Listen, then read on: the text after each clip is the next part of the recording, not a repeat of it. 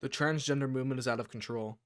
They're regulating what we can and can't say, they're coming after our children, all while they're grooming our children into a sick ideology that's frankly ruining this country. Our kids are facing high suicide rates, heavy social ostracization, and amazingly high politicization just because they're different from the freaks. You can't even say certain words on Twitter or in a classroom, the place where they should be learning actual science and not this bullshit, all while they're grooming our children into believing fairy tales and lies and raking in cash from their virtue signaling. And you know what really grinds my gears? Is that I'm not even talking about transgender people. I'm talking about transphobes. You absolute buffoon, idiot, dumbass, shit-lipped loser.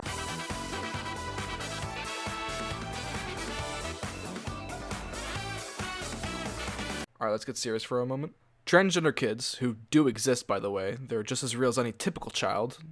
Do you think they just spawn fully grown? Well, they experience abnormally high suicide rates. Many transphobes attribute this to their quote-unquote delusions. But if we snap back to reality and away from fantasyland, the facts show that trans kids suffer these high rates because of social ostracization and bullying from their peers, simply because they are different. And if your first reaction at that was sneering or disbelief, then I would like you to just sit and think for a second. Are you seriously under the impression that kids aren't just straight up evil for absolutely no reason sometimes? And do you disregard the fact that parents can be abusive, especially the ones that they themselves were indoctrinated when they were young?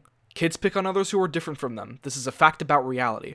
And parents, yes, even Christian ones, especially Christian ones, can be abusive when it pertains to this context. This also applies to transgender teens and adults, who, ironically enough for people like you, their suicide rates go down when they are accepted by their peers, friends, and family.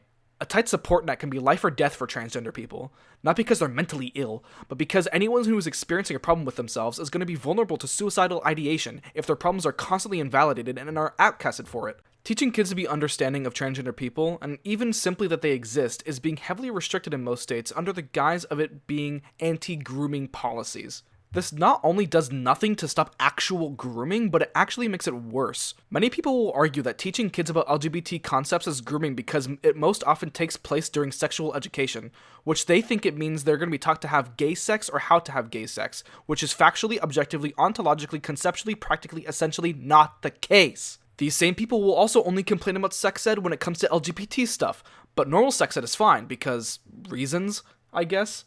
Restricting sex ed like this actually makes grooming worse. With proper education, sexual abuse rates decrease. With heavy restrictions on sex ed and classes similar to it, sexual abuse increases. Barring kids from accessing this information not only goes against your primary reason for banning it, but it also materially harms these kids.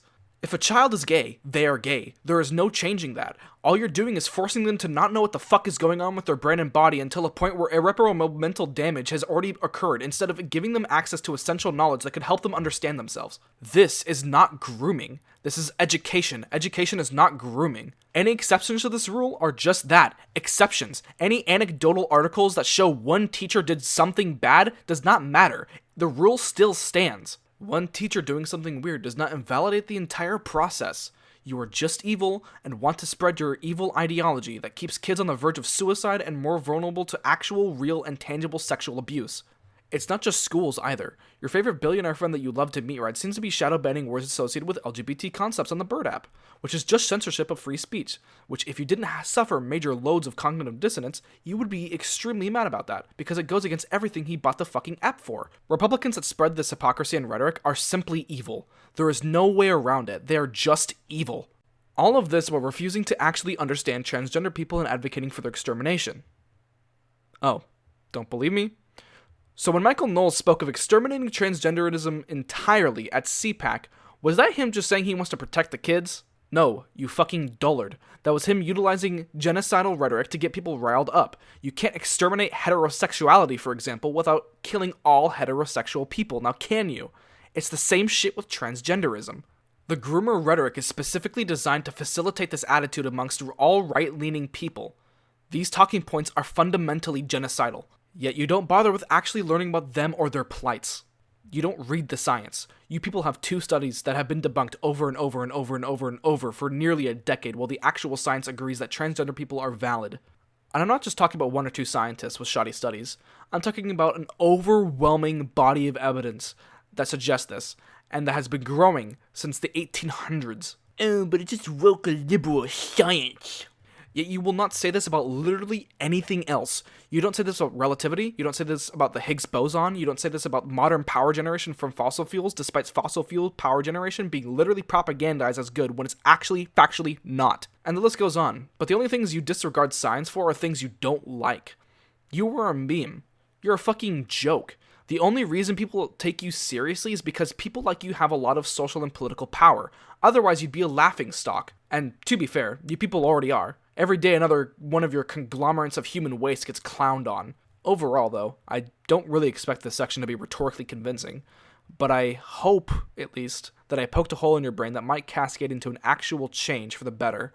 I sincerely hope transphobes change as people and join the side of civil rights and not the side of evil people who just want to promote the status quo while masquerading as counterculture. In this next section, though, I'll provide some actual arguments for why transgender people are valid, instead of just shitting on transphobes.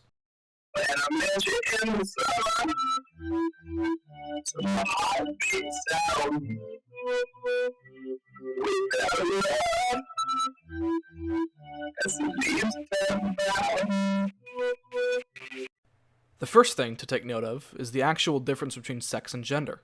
There is your genotypic sex, which refers to your sex chromosomes, and your phenotypic sex, which refers to your expression of primary and secondary sex characteristics. Whereas gender is a social construction of our expectations on how people with these characteristics should look and behave. The reason why trans women are women and trans men are men is because man and woman are not sex terms, they're gender terms. No one is claiming that males can be females, for example. When someone says they identify as a woman, they're not saying they woke up and chose to be a woman. They're saying their internal person and neurochemistry resembles that of a woman rather than a man. Gender does relate to your sex, but this is in the sense of how you want to present to society based on a general conception of how someone of a certain gender or sex should look.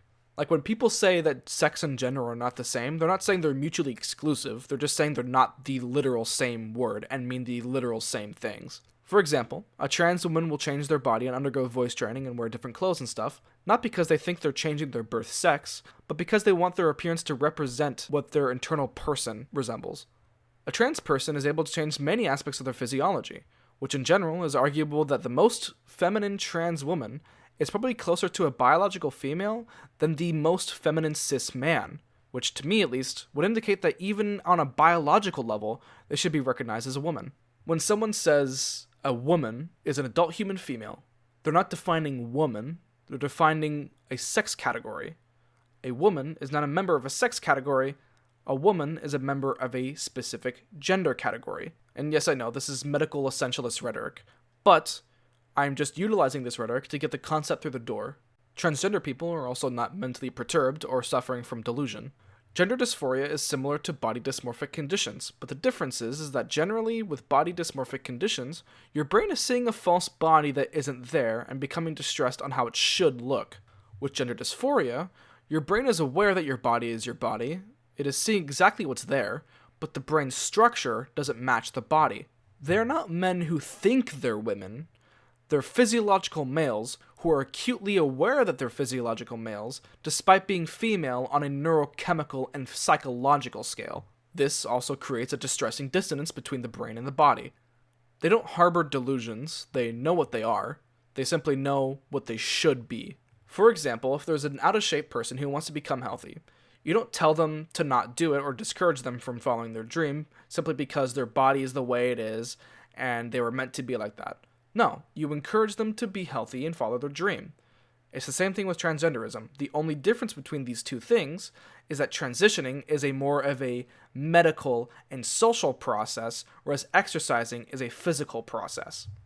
And when they've reached their end goal, they're not at their starting point still. Like when a man becomes a trans woman, they're a woman now, because they've transitioned into it. That's the process. When a unhealthy person exercises and becomes a healthy person, they're not still an unhealthy person, because they've exercised and took the time and effort to become a healthy person.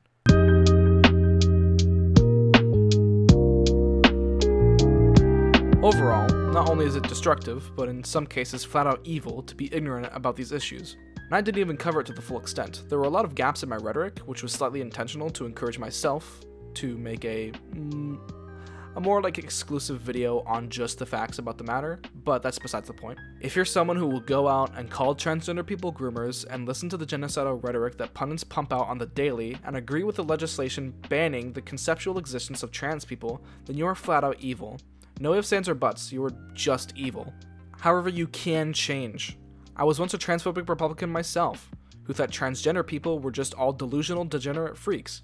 But then I realized that social degeneracy doesn't really mean anything. It just means something I don't like. Once you actually take the time to understand these people and research the overwhelming body of evidence that explains why and how they're valid, you let go of the hate in your heart and become a better and more educated person for it. Plus, transgenderism is just an interesting concept in general. How cool is it that people can look at themselves and know that they can change and that they want to change and put the effort into realizing that dream? I think that's pretty awesome, personally. Well, that's all I have. See ya.